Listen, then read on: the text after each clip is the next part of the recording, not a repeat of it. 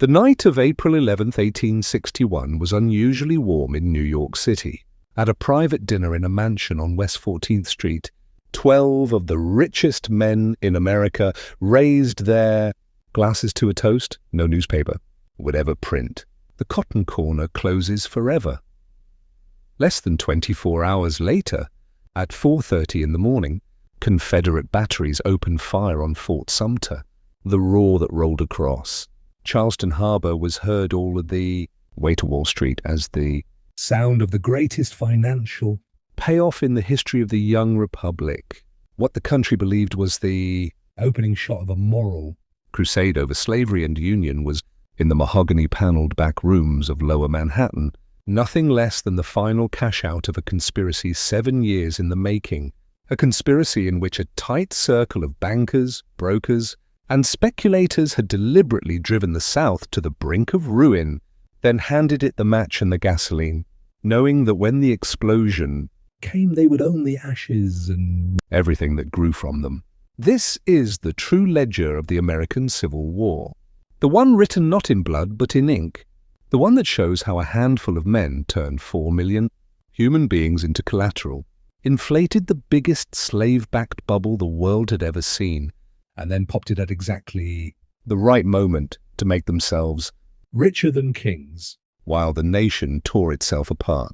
To grasp how perfectly the trap was built, we have to step back to the humid spring of 1837, when the first great tremor ran through the slave economy. Andrew Jackson's destruction of the Second Bank of the United States had left the country without a central lender, and into that vacuum poured the aggressive private houses of New York and London. Southern planters, intoxicated by cotton prices that seemed to climb without limit, borrowed sums that stagger the imagination. A single Louisiana sugar plantation might owe $750,000, secured not just by land but by the appraised bodies of 500 men, women and children. Those mortgages were sliced, bundled and sold across the Atlantic to British investors hungry for 10 and 12% returns.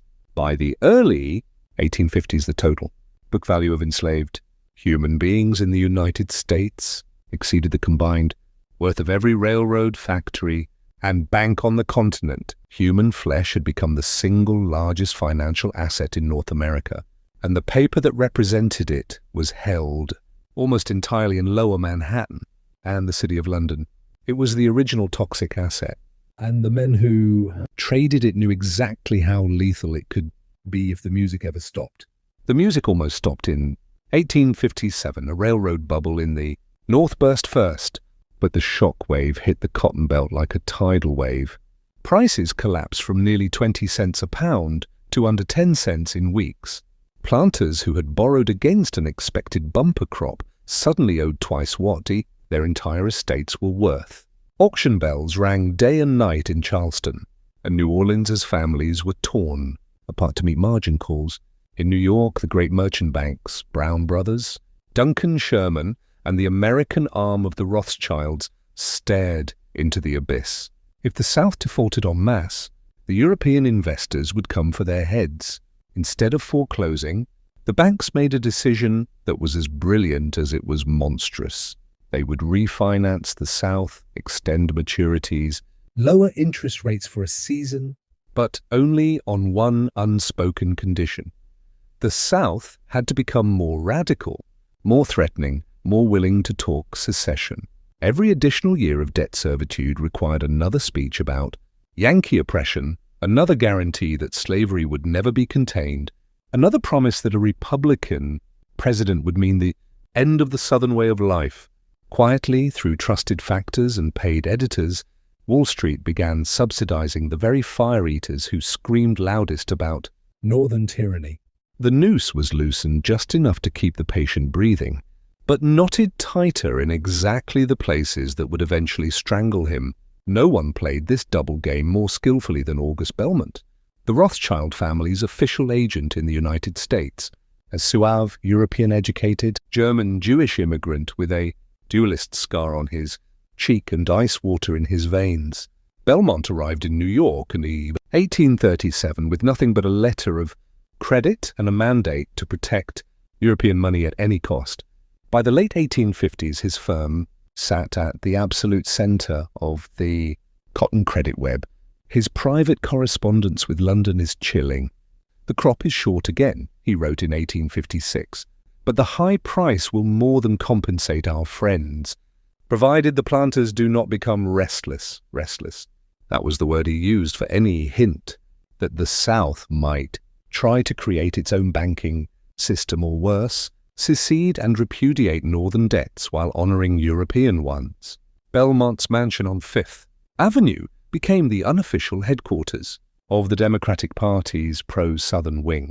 He bankrolled Stephen Douglas in 1858, then quietly shifted money to the Breckinridge faction when it became clear that splitting the party was the surest path to Lincoln's election. Every move was designed to push the South closer to the cliff while keeping European investors convinced that their collateral was safe, because a new Confederate nation would pay London before it paid New York. While Belmont worked the long game for foreign capital, a different circle of pure speculators was playing for even higher stakes. Men like Leonard Jerome, future grandfather of Winston Churchill, Daniel Drew, and William Gray had perfected the art of the cotton corner. They would borrow millions to buy every available bale, drive the price to the moon, then dump and watch the market crash, scooping up ruined plantations for pennies. By 1859, they understood that the ultimate corner would not be a single season, but the entire global supply. If the South seceded and closed its own ports, cotton would vanish overnight. A bale bought at 12 cents in the autumn of 1860 could be worth $1, maybe $2 by spring. Through coded telegrams and trusted agents in Mobile and New Orleans, these men began quietly accumulating warehouse receipts that would be honored in Liverpool or Le Havre, no matter which flag flew over the custom house. They were leveraged 30, 40, 50 to 1, betting everything on war. The election of 1860 lit the fuse. Lincoln's victory on November 6, with not a single electoral vote from the slave states, was the signal every player had been waiting for. Seven Deep South states seceded in rapid succession. On February 4, 1861, the Confederate States of America was born, and in the same breath declared every debt owed to Northern banks null and void, the largest sovereign default the world had yet seen. Overnight, August Belmont watched his portfolio of Southern mortgages turn to ash. But in London and Paris, Confederate agents were greeted like royalty. The same mills that had gorged on slave-backed bonds for decades were now offered something sweeter, new. Confederate bonds secured exclusively on cotton, to be delivered the moment the Royal Navy brushed aside the coming Union blockade. The price of those bonds exploded. In Liverpool, cotton soared past 50 cents, then 80, then over $1 a pound. Leonard Jerome threw the champagne party that April night because his corner had closed at the perfect moment. The speculators who had bet everything on disunion became multimillionaires before a single battle had been fought. Then came the pivot no one outside the inner circle saw coming. When Lincoln called for 75,000 volunteers after Fort Sumter, the United States Treasury was effectively bankrupt. The New York banks, still bleeding from the Southern default, initially refused to lend a cent. Into the vacuum stepped J. Cook, a soft-spoken Philadelphia financier who had watched the Wall Street game with growing revulsion. Cook invented the modern war bond, selling billions directly to ordinary citizens through newspaper, ads that blended patriotism with profit. Within months, he had raised more money than all previous American wars combined, and the same Wall Street houses that had secretly engineered secession now fought each other for the underwriting commissions on Union victory. The war that began as a conspiracy to profit from division became the greatest financial bonanza in the history of reunion. 4 years of slaughter later, when Lee surrendered at Appomattox, the final accounting was merciless.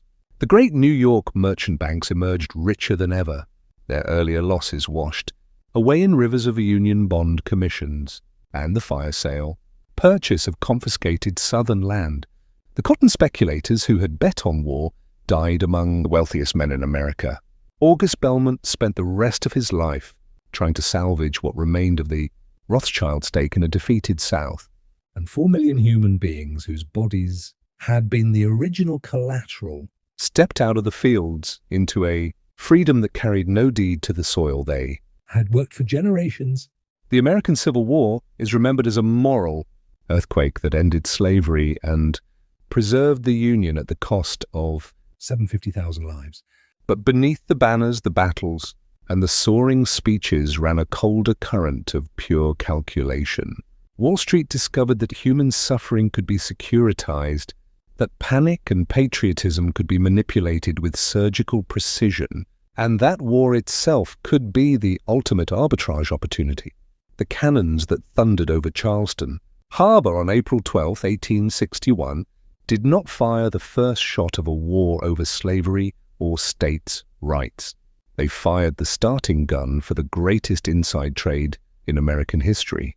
And when the smoke finally lifted from 1,000 killing fields, the men who had lit the fuse stood quietly at the center of a reunited nation, holding the only balance sheet that ever really mattered, smiling at the terrible beauty of a ledger that, in the end, always balances. Thank you for staying with me till the end.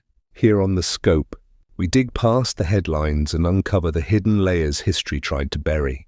If this documentary made you think differently, hit subscribe. Your support tells me to keep creating deeper investigations. Share this video with someone who loves powerful, untold stories, and leave your thoughts in the comments. I read everyone. A new, even stronger documentary is already on the way. So stay curious, and I'll see you again soon, right here on The Scope.